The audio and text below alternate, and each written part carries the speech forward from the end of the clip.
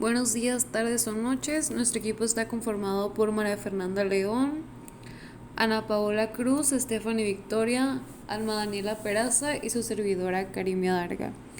Y nosotros les vamos a hablar sobre el hiperadrenocorticismo o también llamado síndrome de Cushing en perros. Bueno, pues yo les voy a hablar acerca de lo que viene siendo el hiperadrenocorticismo o el síndrome de Cushing. Esta enfermedad es una de las principales enfermedades endocrinas que se presenta en los perros y en los gatos, aunque suele ser más frecuente en los perros. El hiperadrenocorticismo, como su nombre lo indica, proviene del exceso de una hormona denominada como el cortisol, el cual está producida en las glándulas adrenales. Es por eso que recibe el nombre de el hiperadrenocorticismo. Esta enfermedad pues puede tener varios orígenes que son de los que se va a hablar mucho más adelante. Por ahora nomás nos queda entender que es una principal enfermedad endocrina presentada en los perros y en los gatos debido a un exceso muy alto de esta hormona cortisol en la sangre. Entonces a continuación vamos a hablar más a fondo de lo que viene siendo el cortisol y los signos que causa esta enfermedad. La causa más frecuente de hipercortisolismo es la administración farmacológica de glucocorticoides, que vendría siendo el síndrome de Cushing exógeno, ya que se divide en una sección exógena y en una sección endocrina. La forma endocrina es en dos grupos, que son en función de si el hipercortisolismo se debe a una secreción excesiva de ACTH o no. Y a cada una se refiere como síndrome de Cushing ACTH dependiente y síndrome de Cushing ACTH independiente. Las causas del síndrome de Cushing ACTH dependiente se deben a una hipersecreción crónica de ACTH hipofisiaria, llamada también enfermedad de Cushing hipofisiaria, debido en un 90% de los casos a la existencia de un adenoma hipofisiario. Esta forma representa el 70% de los casos de síndrome de Cushing. También está la enfermedad de Cushing asociada con el síndrome de neoplasia endocrina múltiple tipo 1, y esta se presenta rara vez. Y por último está la secreción de ACTH por tumores no hipofisiarios, también llamada síndrome de Cushing por ACTH ectópica, que representa el 15% de los casos. Por otra parte, las causas que conforman el síndrome de Cushing ACTH independiente son los tumores suprarrenales o los adenomas y carcinomas productores de cortisol, y estos engloban el 15% de los casos, seguido de la hiperplasia suprarrenal macronodular por receptor anómalo. Después está la displasia suprarrenal micronodular familiar de presentación rara, y por último la hiperplasia nodular autónoma en el síndrome de McCune-Albright, también de presentación rara. Pues como ya hablamos del cortisol, ahora vamos a entrar a detalle qué es para explicar cómo se produce. Primero, el cortisol es una hormona esteroidea o glucorticoide que se produce en las glándulas adrenales, pues en el riñón, que nos van a servir para desempeñar diversas funciones metabólicas, incluso inmunológicas, pero más que nada es conocida por ser la hormona del estrés. Por ejemplo, cuando un animal se expone a una situación de estrés, pues va a comenzar a liberar cortisol, lo que va a aumentar la glucosa para que el animal tenga más energía. Y dentro de sus secciones biológicas pues van a ser muchas, y va en sí a desarrollarse y nos va a ayudar a los mecanismos homeostáticos. Las acciones más conocidas por esto son metabólicas. En sí pues es una hormona que nos ayuda con el metabolismo, pero también incluye las acciones fisiológicas como la función renal y la regulación del transporte de iones. Nos ayuda al sistema cardiovascular, nos va a mantener el tono y la permeabilidad vascular. También tiene alguna función inmune y acciones en el sistema nervioso central. Ahora, entrando a detalle en el eje que es el que nos va a ayudar a producir el cortisol, que es que este va a iniciar cuando va a existir un estado de hipoglucemia en sangre que va a llegar al estímulo y entonces el hipotálamo va a segregar corticotropina, o sea, la CRH, hacia la adenohipófisis con el fin de segregar corticotropina, que esta va a llegar pues a la corteza adrenal mencionada anteriormente, que va a provocar una hiperglucemia que va a compensar el déficit que hubo anteriormente de una hipoglucemia y va a mantener, por así decirlo, el equilibrio en el cuerpo. Y para la producción de cortisol va a ser una retroalimentación negativa de la corticotripona pues con este cortisol.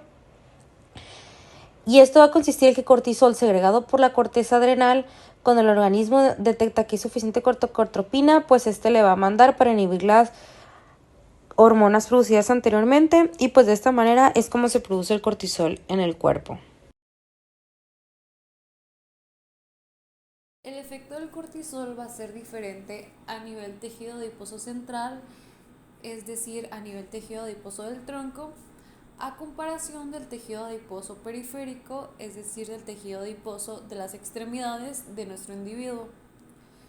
En este caso, el cortisol a nivel central, es decir, a nivel tronco, como mencioné, va a incrementar la lipólisis. Con la lipólisis me refiero a la separación de los triglicéridos en glicerol y ácidos grasos.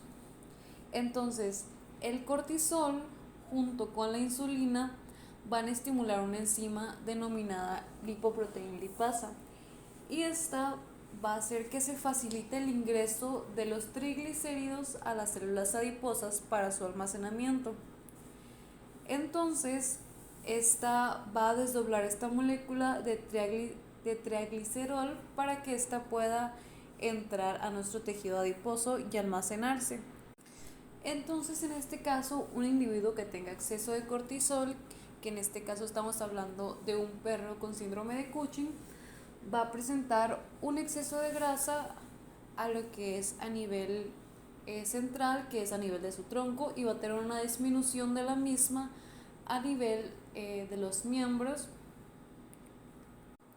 Y este exceso de grasa en el tronco es lo que va a crear el abdomen pendulante, el cual va a crear este signo tan característico en los perros con síndrome de Cushing. Los signos son polidipsia, poliuria, polifagia, intolerancia al calor, letargia, aumento del diámetro abdominal o abdomen pendular, dificultad respiratoria, obesidad, debilidad muscular, infecciones recurrentes del tracto urinario.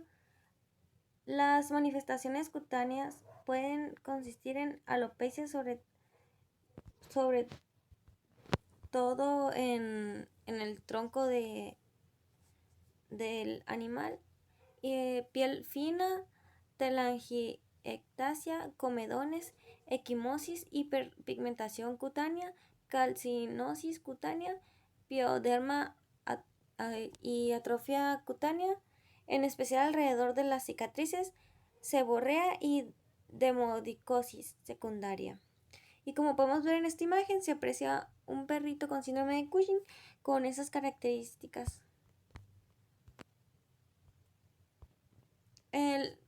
También las manifestaciones clínicas menos frecuentes en los perros pueden incluir signos como hipertensión, insuficiencia cardíaca congestiva, calcificación bronquial, tromboembolismo pulmonar, polineuropatía,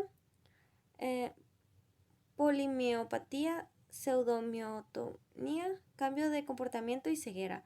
Las úlceras corneales que no cicatrizan y la rotura bilateral del cruzado craneal en los perros pequeños son resultados del aumento de la actividad colágena causada por la hipercortisolemia. Los signos reproductivos inusuales incluyen atrofia testicular, prostatomegalia en los perros castrados, hipertrofia del clítoris y adenoma perianal en las hembras o en los machos castrados. En el caso del tratamiento, debemos de recordar que antes de iniciar el tratamiento debemos identificar y tratar cualquier otro trastorno concomitante, es decir, cualquier otro trastorno que vaya en conjunto con este síndrome de Cushing, como puede ser una infección urinaria o diabetes. Y aunque estos trastornos no van a poder resolverse completamente hasta que el hiperadrenocorticismo se controle. Si esto se llegan a ignorar, la vida del animal puede estar en peligro. Entonces, existen diferentes fármacos para poder controlar este síndrome, y la mayoría de estos funcionan inhibiendo la secreción de cortisol para que ésta se pueda regular. Y hablando más a fondo de esto, encontramos que el trilostano actúa inhibiendo la esteroidogénesis del cortisol. Pero en este caso, si este fármaco se utiliza por sobredosis, puede producir una hipoadrenocorticismo, es decir, que inhiba tanto el cortisol que éste se encuentre en niveles muy bajos, pero en el caso de que este fármaco se interrumpa, pues rápidamente se deben de normalizar los niveles de cortisol. En el caso del mitotano, funciona causando una necrosis selectiva de la zona fasciculada y de la zona reticular de la corteza adrenal, mientras que la zona glomerular, que en esta zona recordemos que es donde se sintetizan los mineralocorticoides, es relativamente resistente. Y en el caso de que se utilice este fármaco como tratamiento, se debe realizar otra prueba de respuesta a la ACTH para determinar si la supresión de cortisol es la adecuada. Otro de estos es el ketoconazol, y este también tiene un efecto inhibidor, pero en este caso reversible, sobre la síntesis de los glucocorticoides, y este afecta muy poco a la síntesis de mineralocorticoides, por lo que es un fármaco que se ha utilizado eficazmente para el tratamiento del hiperadrenocorticismo. Sin embargo, la respuesta no es muy adecuada, ya que hablando de porcentajes, alrededor del 33 al 50% de los perros que reciben ese tratamiento, pues como mencioné, la respuesta no es muy adecuada.